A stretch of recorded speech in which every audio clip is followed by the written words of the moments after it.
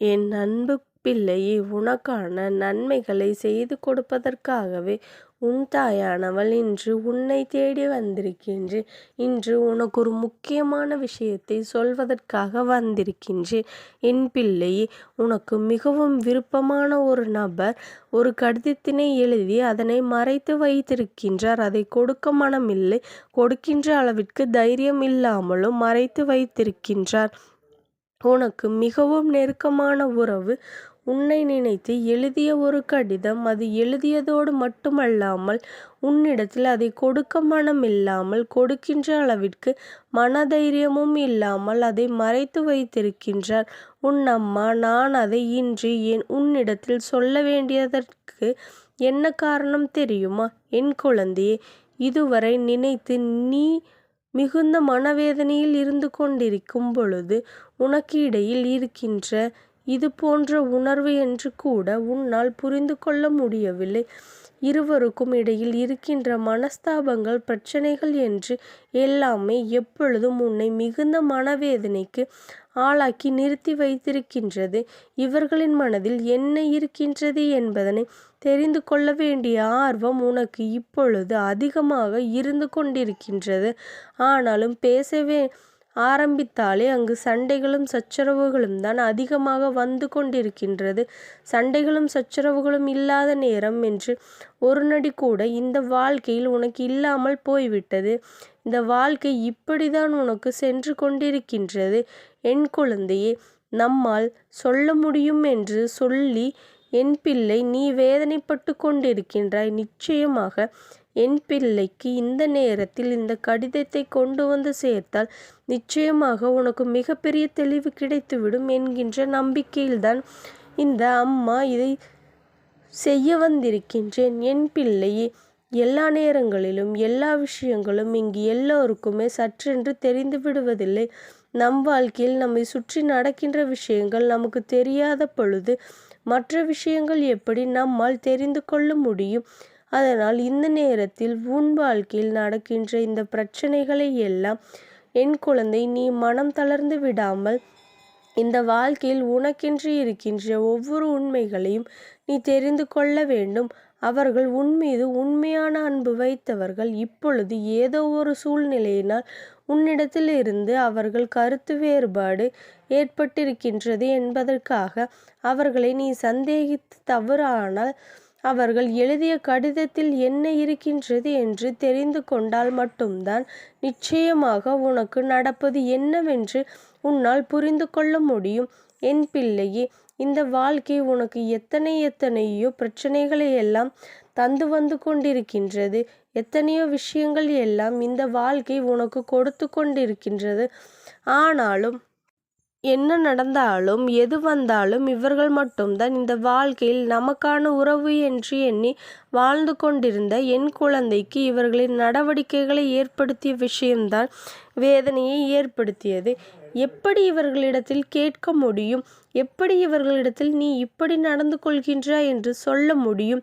ஒருவேளை அவர்கள் இப்படி இல்லை, நல்லபடியாகத்தான் இருந்து கொண்டிருக்கின்றார்கள் என்றால் அவர்கள் மீது தவறாகிவிடும். அதனால் என்னவென்று தெரியாமல், ஏதென்றும் தெரியாமல் என் குழந்தை நீ தவித்து கொண்டிருக்கின்ற நேரத்தில் உன் மனதில் இருக்கின்ற உண்மைகளை நான் கண்டுபிடித்து விட்டேன். நான் உன்னிடத்தில் சொல்லிவிடுகின்றேன். எதையும் நீ அவர்களிடத்தில் கேட்க வேண்டாம். கேட்டு தெரிந்து கொள்ள வேண்டிய அவசியமும் உனக்கு இல்லை. ஏனென்றால் அவர்கள் தெளிவாக எழுதி வைத்திருக்கின்றார்கள். அவர்கள் மனதில் என்ன இருக்கின்றது என்பதனை தெள்ளத் தெளிவாக சொல்லியிருக்கின்றார்கள். அது இப்பொழுது புரிந்து கொள்ள வேண்டிய நேரம்.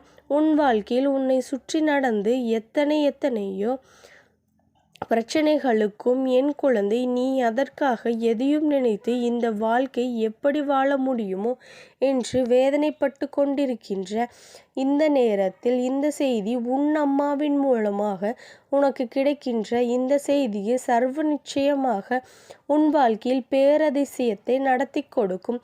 நீ இப்பொழுதும் என்ன செய்ய வேண்டும் என்று முதலில் உன் அம்மா சொல்கின்றேன்.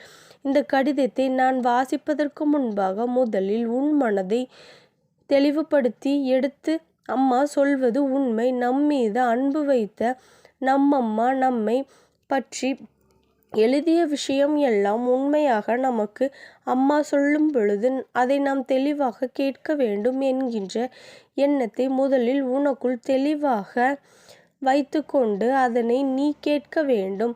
அதன் பிறகு அம்மா சொல்கின்ற விஷயத்தை என் குழந்தை நீ கவனமாக கேட்கத் தொடங்கு. சரி, இந்த நேரம் இந்த கடிதத்தை உன் அம்மா நான் வாசிக்கின்றேன், கவனமாக கேள். என் அன்பே, நான் உன் மீது எத்தனை அன்பு வைத்திருந்தேன் என்று உனக்கு நன்றாக தெரியும். இந்த வாழ்க்கையில் உன்னை அன்றி வேறு யாரையும் நான் எவ்வளவு எனக்கு பெரிதாக கிடையாது. ஆனால் சில காலமாக இந்த வாழ்க்கையில் தொடர்ந்து ஏற்படுகின்ற பிரச்சனைகள் மேலும் மேலும் எந்த ஒரு விஷயத்தையும் செய்தாலும் தொடர்ந்து விழுகின்ற அடிகள் என்றும் எல்லாமே என் சந்தோஷமான மனநிலையில் இருந்து மாறிவிட்டது. முன்பு போல சர்வசாதாரணமாக என்னால் இருக்க முடியவில்லை.